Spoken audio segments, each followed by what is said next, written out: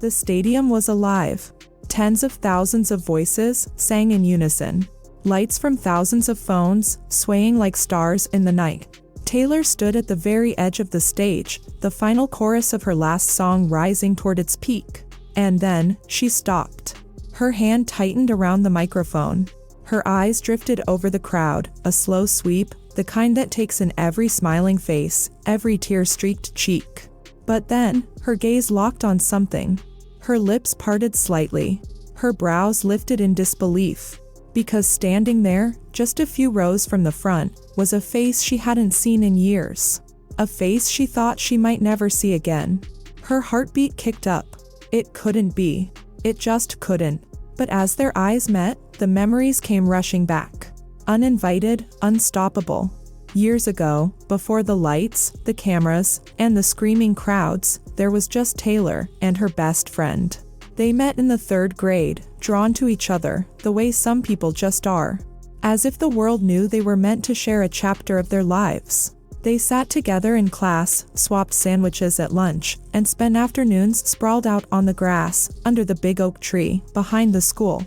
Taylor would bring her guitar, its wood chipped and worn, strings slightly out of tune, and sing the little songs she'd been working on. Her friend always listened intently, nodding along, giving small bits of encouragement that somehow made Taylor believe the songs were worth something. Her friend had dreams too. She wanted to make music of her own. To learn the piano, to stand on a stage someday, and feel that rush of being heard. They'd talk about it for hours, making big plans for the future, their voices bubbling with excitement, as if nothing could ever stand in their way. But life doesn't always bend to the dreams of two kids. The summer before 8th grade, everything changed. Her friend's father got a sudden job transfer to another city. They promised they'd call. They promised they'd write. But distance is a quiet thief. The phone calls grew further apart. The letters stopped coming. And eventually, they disappeared from each other's lives. In the new city, life moved quickly. Between settling into a new school and watching her father adjust to his new job, the days felt shorter, more crowded. After a while, afternoons once filled with music were replaced by study, chores, and the quiet routine of everyday life. And slowly, almost without noticing, she drifted away from the dream she once spoke about every single day. The years rolled on, and life kept moving, faster than either of them could have imagined, back when they were kids with open skies and endless summers. Her friend found herself caught in the rhythm of early mornings and late nights, working shifts that blurred into one another. It wasn't the life she dreamed of, but it was the life that paid the bills. Music, once a daily heartbeat, became a quiet echo she only heard when an old song played in a grocery store, or a melody floated from a passing car. And then, Taylor's name began to appear everywhere. On billboards, on TV, on radio stations, that looped her songs until they became anthems. It was strange, seeing someone she used to share secrets with, become a voice the whole world knew. She was proud, of course, deeply proud. But there was always that small ache, the kind you don't tell anyone about. The ache of wondering if Taylor still remembered her. When Taylor announced her tour, something inside her shifted. She didn't hesitate. She took on extra hours at work, skipped small luxuries, and saved every spare dollar until she could afford the ticket.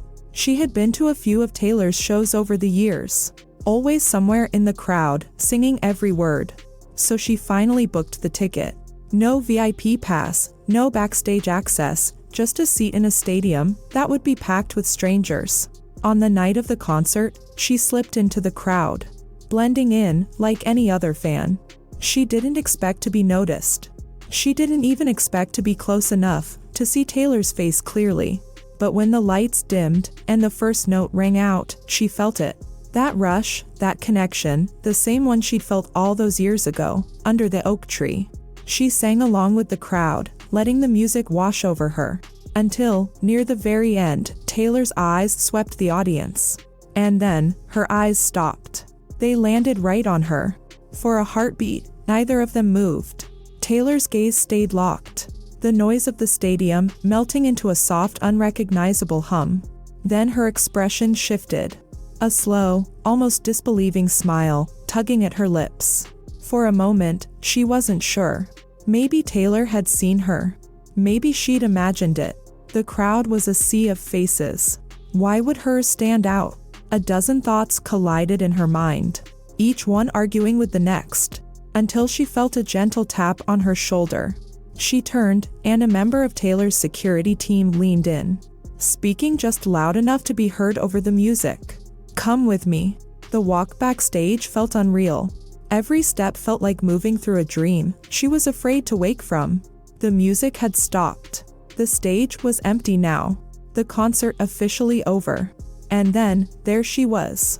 Taylor, standing just a few feet away, her hair still damp from the lights, her smile, the same one she'd seen 1,000 times. But never like this. "Hey," Taylor said softly.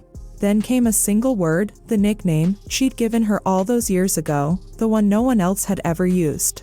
Her friend's breath caught. And in the next moment, they were in each other's arms, holding on, like the years between them had never happened. They laughed. They cried. They talked in fragments, remembering little moments no one else in the world would understand. Before they parted, Taylor signaled to a crew member, who returned carrying a black guitar case. She opened it slowly, revealing one of her own guitars, the wood worn from years of playing, the strap still in place. "I want you to have this," she said softly. Her friend's eyes widened, hands trembling as she reached for it. The weight of it wasn't just in the wood. It was in the years. The memories, the unspoken bond between them. They hugged once more. Tighter this time, as if trying to make up for all the years apart.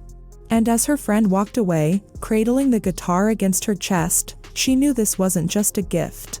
It was a piece of Taylor's story, and a reminder that some connections are never truly lost.